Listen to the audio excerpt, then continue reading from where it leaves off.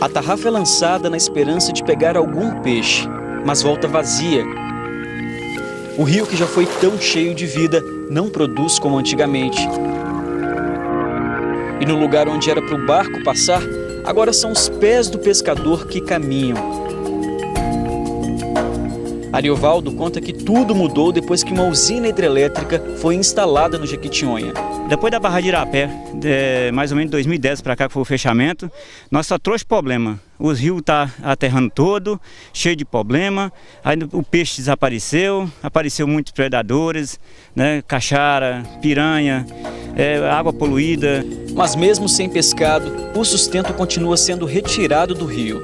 A canoa que antes ficava cheia de peixe, agora é carregada com areia.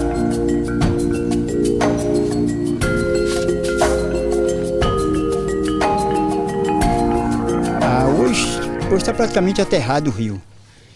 Praticamente aterrado. Muito difícil a situação nossa. Então, foi por isso que eu vim tirar areia, né? Para ter meu sustento da minha casa, minha família, porque é uma oportunidade que Deus me dá de eu suprir minha necessidade.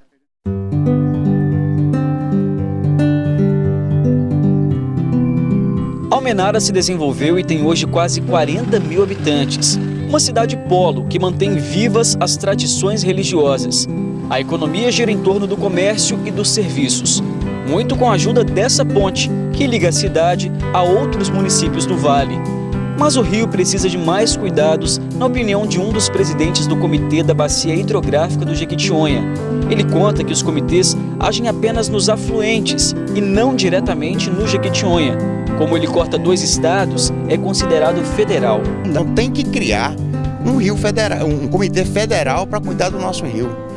Enquanto nós estamos trabalhando, nosso comitê é um comitê novo, a gente já desenvolveu muito trabalho, mas por exemplo, nós não temos jeito de trabalhar a mata ciliar do rio, né?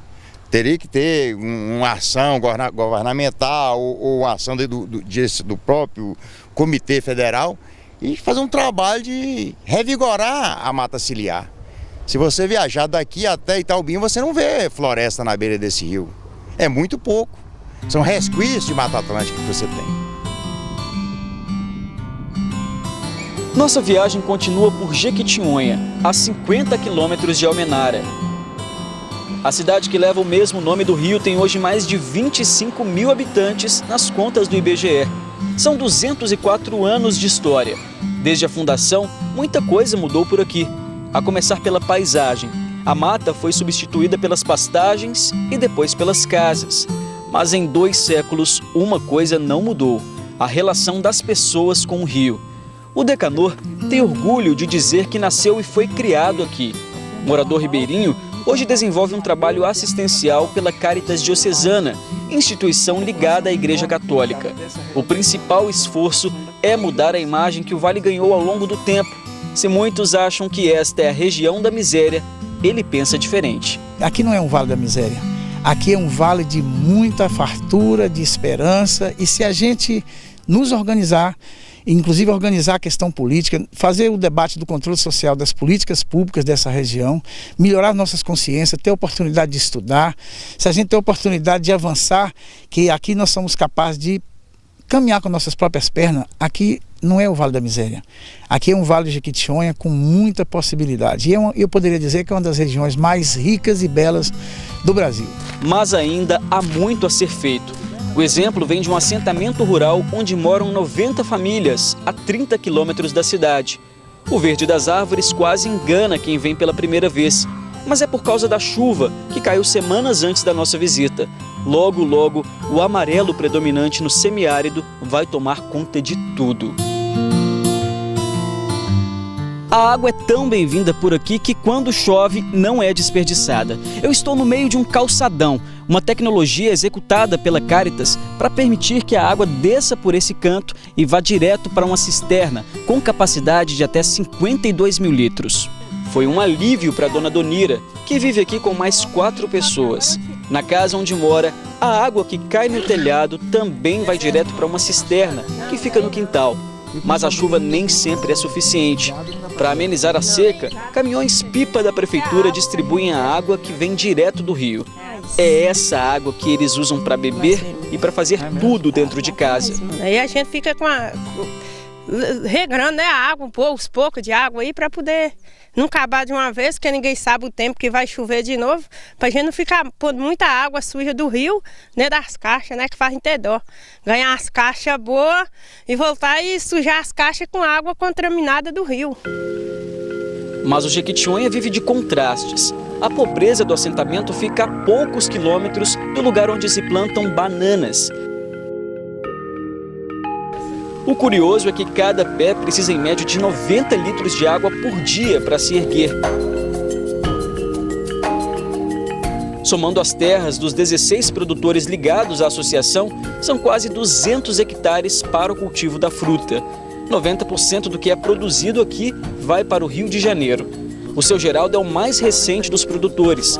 Começou o negócio há 7 anos. Deixou a profissão de bancário para investir em banana. Venceu o meu prazo no banco. Para não ficar à toa, eu falei, vamos plantar banana. O seu Nilo foi quem ajudou na implantação do projeto na região. Ele explica que a água usada no cultivo vem do rio Jequitinhonha e dos córregos que passam pela região. O vale, que para muitos é sinônimo de miséria, é rico nas características que facilitam o cultivo da banana. Aqui no Vale do Jequitinhonha é um boqueirão, cercado de montanhas, então dá pouco vento. Fruticultura e a agricultura, de um modo geral, não gosta de muito vento. Segundo, aqui não dá chuva de granizo, que é muito prejudicial às frutas, à agricultura de modo geral. Segundo, que é a luminosidade. Nós temos uma média aqui de 10,5 horas de luz dia. Isso é essencial para a fotossíntese.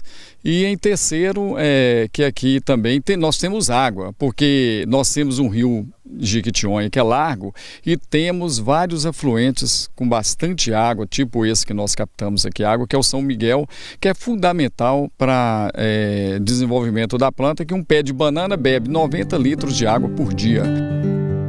Rica também é a cultura do vale. Um casarão inteiro foi reformado para ajudar a contar essa história. Quem nos mostra é a coordenadora da Casa da Cultura de Jequitinhonha. Nos móveis antigos, a lembrança de um tempo cheio de tradições. Na parede, obras de arte que retratam um rio e também membros da antiga corte. Esses eram os quadros admirados naquela época. Para o secretário de Cultura de Jequitinhonha, o rio teve papel fundamental, já que uniu as cidades banhadas por suas águas.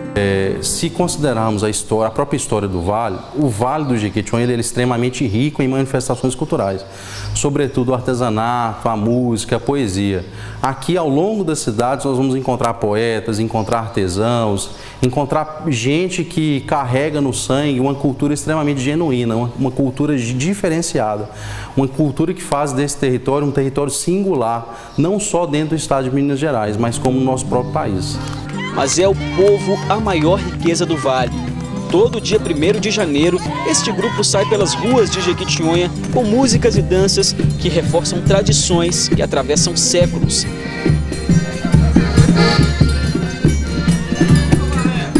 Desta vez fizeram uma apresentação especial para nossa reportagem.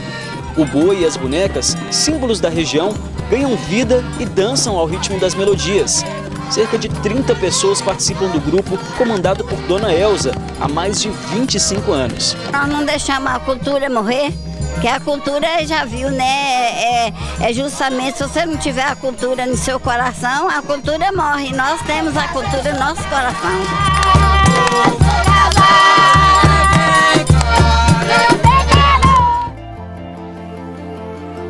E assim termina a nossa visita pelos vales. Ao longo de 3 semanas, seguimos as corredeiras dos rios mais importantes de cada região.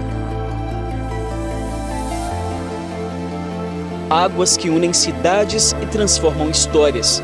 Águas que unem um povo capaz de se erguer mesmo diante dos mais difíceis desafios.